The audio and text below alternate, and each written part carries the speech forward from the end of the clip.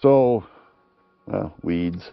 Wanted plant vegetation instead of weeds. They're not really necessarily weeds in one essence. There's a book called When Weeds Talk, and what that weed is telling you, like Canada thistle grow in low phos environment. Taking from that and trying to use things in your compost tea that maybe alleviate the low phos. But some cases it's cultivation, unfortunately, but trying to keep that to a minimum where possible to help control some of that vegetation.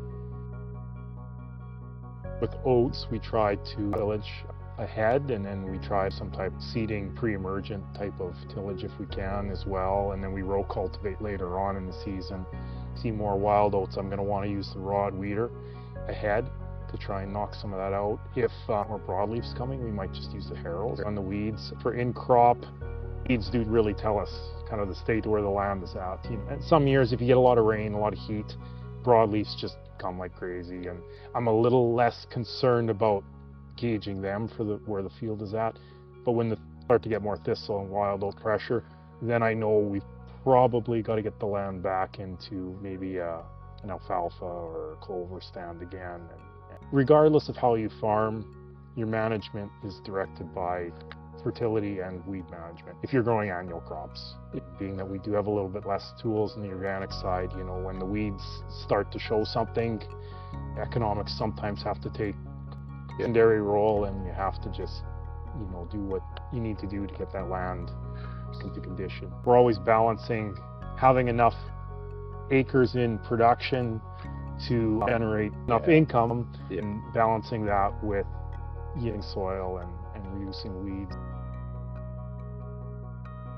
Some of our land has got some salinity in areas, and years ago it would grow nothing, and now we're starting to see the weeds backing off and the oats coming in. So it's not bare anymore, it's getting covered, and with cash crop, which is nice to see. Weed pressure, the certain types of weeds, helps in our decision for a more competitive crop, or whether we can get away with a less competitive crop.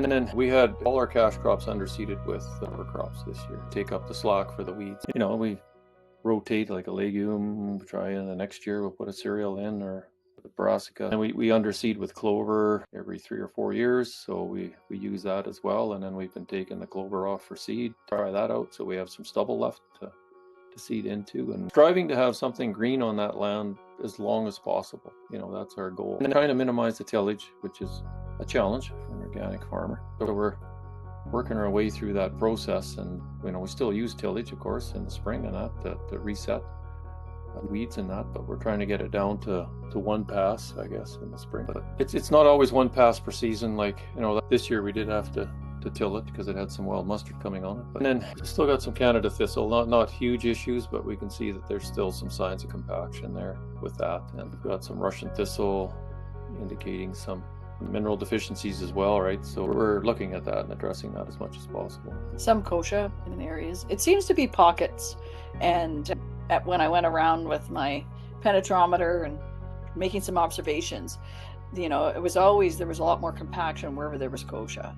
And to just know that, we have to try and get something in there to break that up. It's starting. We're getting that compaction broken, but it's coming in places. We just have to keep at it. The hope is over time those trouble areas get smaller, right? Mm-hmm. And we've been farming this land for quite a while, and it was farmed quite a bit before we got to it, and it's going to take a few years, I think, to reverse a lot of the symptoms that have been caused by the farming method.